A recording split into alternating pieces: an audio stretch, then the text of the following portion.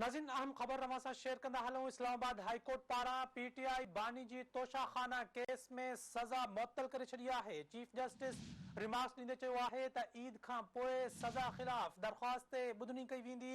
अहम ख़बर रवां सां शेयर कयूं पिया। इस्लामाबाद हाई कोर्ट पारां पीटीआई बानी जी तोशाखाना केस में सज़ा मुअत्तल करे छॾी आहे। चीफ जस्टिस रिमार्क्स ॾींदे चयो आहे त ईद खां पोइ सज़ा ख़िलाफ़ दरख़्वास्त ते ॿुधणी कई वेंदी। अहम ख़बर अवां सां शेयर कयूं पिया। इस्लामाबाद हाई कोर्ट पारां पीटीआई बानी जी तोशाखाना केस में सज़ा मुअत्तल करे छॾी आहे। चीफ जस्टिस रिमार्क्स ॾींदे चयो आहे त ईद खां पोइ सज़ा ख़िलाफ़ दरख़्वास्त ते ॿुधणी कई वेंदी। ही अहम ख़बर अवां सां शेयर कयूं पिया इस्लामाबाद खां त इस्लामाबाद हाई कोर्ट पारां पीटीआई बानी जी तोशाखाना केस में सज़ा मुअत्तल करे छॾी आहे। चीफ जस्टिस रिमार्क्स ॾींदे चयो आहे त ईद खां पोइ सज़ा ख़िलाफ़ दरख़्वास्त ते ॿुधणी कई वेंदी। अहम ख़बर अवां सां शेयर कयूं पिया। इस्लामाबाद हाई कोर्ट पारां पीटीआई बानी जी तोशाखाना केस में सज़ा मुअत्तल करे छॾी आहे। चीफ जस्टिस रिमार्क्स ॾींदे चयो आहे त ईद खां पोइ सज़ा ख़िलाफ़ दरख़्वास्त ते ॿुधणी कई वेंदी। अहम ख़बर अवां सां शेयर कयूं पिया। इस्लामाबाद हाई कोर्ट पारां पीटीआई बानी जी तोशाखाना केस में सज़ा मुअत्तल करे छॾी आहे। चीफ जस्टिस रिमार्क्स ॾींदे चयो आहे त ईद खां पोइ सज़ा ख़िलाफ़ दरख़्वास्त ते ॿुधणी कई वेंदी। ही अहम ख़बर अवां सां शेयर कयूं पिया। इस्लामाबाद हाई कोर्ट पारां पीटीआई बानी जी तोशाखाना केस में सज़ा मुअत्तल करे छॾी आहे। चीफ जस्टिस रिमार्क्स ॾींदे चयो आहे त ईद खां पोइ सज़ा ख़िलाफ़ दरख़्वास्त ते ॿुधणी कई वेंदी। अहम ख़बर अवां सां शेयर कयूं पिया। इस्लामाबाद हाई कोर्ट पारां पीटीआई बानी जी तोशाखाना केस में सज़ा मुअत्तल करे छॾी आहे। चीफ जस्टिस रिमार्क्स ॾींदे चयो आहे त ईद खां पोइ सज़ा ख़िलाफ़ दरख़्वास्त ते ॿुधणी कई वेंदी। अहम ख़बर अवां सां शेयर कयूं पिया। इस्लामाबाद हाई कोर्ट पारां पीटीआई जे बानी जी तोशाखाना केस में सज़ा मुअत्तल करे छॾी आहे। वधीक तज़कियो मालूम कंदासीं सीनियर सहाफ़ी तजिया निगार सिद्दीक साजिद साहब का। सिद्दीक साहब से फरमाइएगा, इमरान खान की तोशाखाना केस में सज़ा मुअत्तल की गई है, क्या कहिएगा इस हवाले से? जी बिल्कुल, ये एक बड़ा डिसीजन जो है वो आया है और जो इस्लामाबाद हाई कोर्ट है उसने तोशाखाना केस में बानी पीटीआई की सजा जो है वो मुअत्तल कर दी है और नायब प्रोसिक्यूटर की बयान की रोशनी में सजा मुअत्तल की गई है और फैसले का जायजा लिया है। इस सजा मुअत्तली का केस है। नायब का जो मौक़िफ़ है वो काबिल तारीफ है, अदालत की जानब से कहा गया, तो उसके बाद फिर ये सजा की जो मुअत्तली है इसको बड़ा जो है वो देखा जा रहा है कि क्या फिर उसमें कानून और इंसाफ के तकाजे थे वो पूरे किए गए थे या नहीं किए गए थे। उसी तनाजुर में ये जो सजा है जो है वो मुअत्तल की गई है। जी सिद्दीक साहब फरमाइएगा कि इलेक्शन से पहले सजाएं और इलेक्शन के बाद फैसले वापस होना।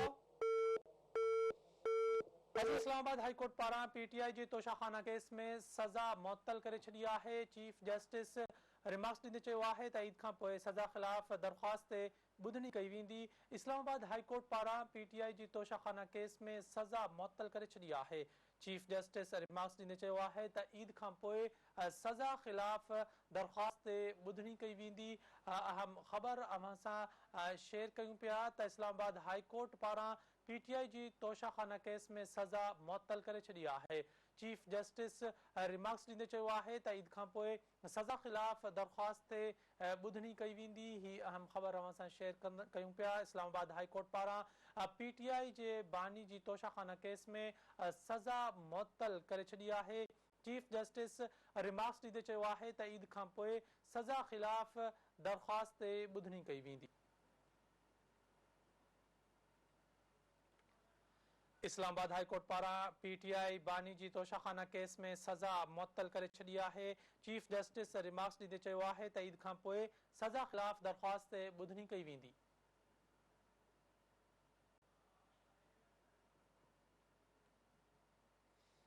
इस्लामाबाद हाई कोर्ट पारां पीटीआई बानी जी तोशाखाना केस में सज़ा मुअत्तल करे छॾी आहे। चीफ जस्टिस रिमार्क्स ॾींदे चयो आहे त ईद खां पोइ सज़ा ख़िलाफ़ दरख़्वास्त ते ॿुधणी कई वेंदी। अहम ख़बर अवां सां शेयर कयूं पिया। इस्लामाबाद हाई कोर्ट पारां पीटीआई बानी जी तोशाखाना केस में सज़ा मुअत्तल करे छॾी आहे।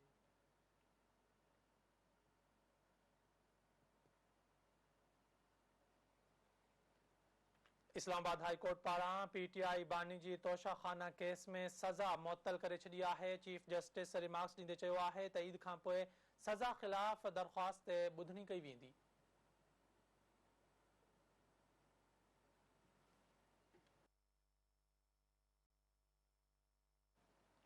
अहम ख़बर सां शेयर कयूं पिया। इस्लामाबाद हाई कोर्ट पारां पीटीआई बानी जी तोशाखाना केस में सज़ा मुअत्तल करे छॾी आहे।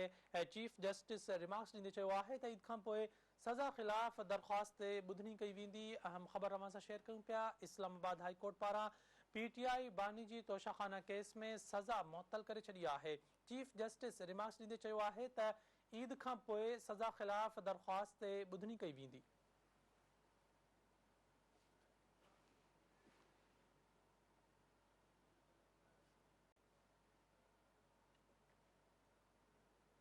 नाज़रीन, हम ख़बर सां शेयर कयूं पिया। इस्लामाबाद हाई कोर्ट पारां बानी पीटीआई जी सज़ा तोशाखाना केस में सज़ा मुअत्तल करे छॾी आहे। चीफ जस्टिस रिमार्क्स ॾींदे चयो आहे त ईद खां पोइ सज़ा ख़िलाफ़ दरख़्वास्त ॿुधणी कई वेंदी। अहम ख़बर सां शेयर कयूं पिया।